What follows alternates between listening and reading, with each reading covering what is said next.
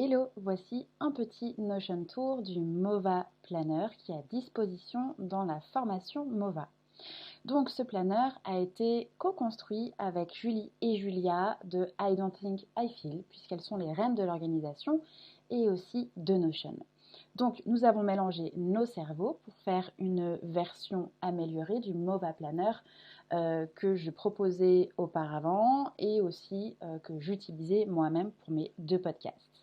Alors, quand on arrive sur ce planner, donc déjà petite consigne juste ici, et en fait on retrouve tout de suite les bases de données en navigation rapide au sujet donc des épisodes, des invités, des idées ressources, et puis différents tableaux de bord pour la gestion des invités, la gestion des interviews et les éléments de promotion.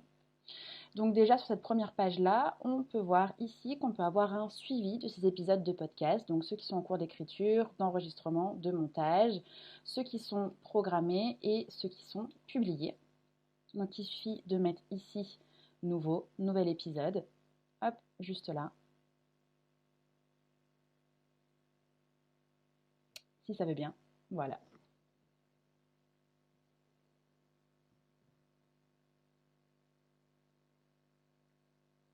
Et de mettre, j'ai un super épisode, par exemple. Donc ça, c'est le titre de mon super épisode.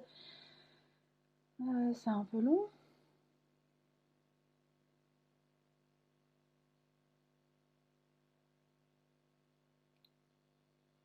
Donc une fois que mon Notion s'est chargé, voici le titre de mon super épisode, la date de publication, donc par exemple pour lundi prochain. Le type de contenu, si c'est un épisode solo ou un épisode interview, la catégorie, la thématique. Donc là, ça va être à vous en fait d'ajouter la catégorie, la thématique. Où est-ce que ça en est dans le statut de votre podcast? Donc comme on l'a vu, idée, enregistrement, montage, programmé, publié. L'URL permettant d'aller directement par exemple au Smart Link de Ocha pour retrouver tout de suite le lien de l'épisode. Ici, les visuels qui vont être associés, donc si vous mettez en place un Google Drive par exemple, ou directement dans votre Notion, vous pouvez aussi stocker des visuels. Et là, la relation avec l'invité. Ici, c'est déjà écrit dans le sens où il y a déjà une trame qui est adaptée. Donc, définir la date de publication plus le statut de l'invité, c'est ce qu'on a fait juste au-dessus. Et là, on peut préparer son épisode avec, par exemple, son script, ou si c'est un épisode interview, la liste de questions. Les petites choses à garder sur l'invité, c'est une interview et description de l'épisode à utiliser ensuite sur Ocha. Ensuite, on voit bien que mon épisode qui est en cours d'écriture est inscrit ici. Au fur et à mesure que je vais changer les statuts, ça va bouger par là. Ici, dans la base de données invités, vous allez pouvoir retrouver toutes les informations liées à vos invités lorsque vous enregistrez des interviews. Et ici, ça va être le planning éditorial du coup de vos épisodes de podcast. Donc par exemple, comme je l'ai dit, mon épisode de podcast qui s'appelle J'ai un super épisode qui est aujourd'hui en cours d'écriture, il est programmé pour le lundi 31. Donc j'ai intérêt à me manier un petit peu pour que le lundi 31, il soit en ligne.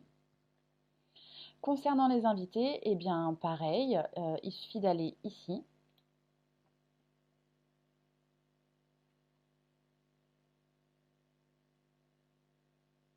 Et d'ajouter un nouvel invité. Donc par exemple, cette personne-là, qui n'a pas de nom pour le moment,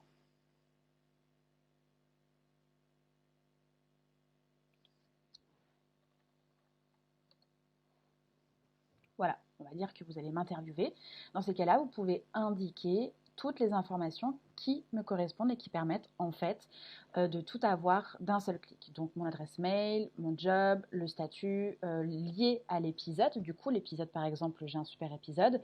Mon compte Insta, Twitter, site web, vous pouvez ajouter d'autres propriétés en fonction des informations que vous souhaitez récolter. Les questions que vous souhaitez me poser lors de l'interview, et puis s'il y a eu des infos, des anecdotes, du contenu, des blagues à mettre en avant, à bien noter, et bien dans ces cas-là, il faut les indiquer ici.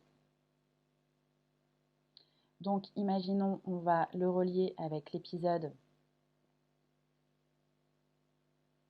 J'ai un super épisode, donc je mets mon plus. Hop, on retrouve Justine dans J'ai un super épisode. Si on retourne à la page principale, on retrouve ici du coup la colonne tableau de bord et en fait ici ce sont des pages avec les process de gestion d'invités. Donc le message type par exemple que j'envoie, que je peux envoyer à mes invités pour les convier dans mon podcast, l'endroit où est-ce qu'ils peuvent déposer leurs photos, les visuels que je peux utiliser pour le podcast. Pareil ici pour les interviews, comment ça se passe, le process d'interview entre l'enregistrement, entre le message type envoyé à la fin de l'enregistrement, etc., etc. Tout est intégré ici en termes de process. Et là, pareil, la promotion, pardon, où est-ce que je publie, comment je publie, quand je publie et les templates de mes visuels, donc les visuels que je vais utiliser pour par exemple Instagram, pour YouTube, toute la charte graphique en fait correspondant au podcast. Tout est centralisé ici pour avoir directement à côté de mes bases de données et du coup de ma gestion de mon podcast grâce à ce template, eh bien tous mes process qui me servent de tableau de bord, de ligne directrice. Dans le cas où vous travaillez à plusieurs personnes sur votre podcast, eh bien tout est centralisé ici. Et dans le cas où vous souhaitez déléguer, eh bien dans ces cas-là, vous faites en sorte que la délégation soit simplifiée puisque tout est indiqué à cet endroit. J'espère que ce petit Notion Tour vous aide à y voir plus clair dans la gestion de votre podcast et que grâce à ça, vous allez pouvoir l'utiliser ou construire un template, un Notion en fait, qui sera du coup efficace pour gérer votre podcast. N'hésitez pas à me le faire savoir. Bye bye!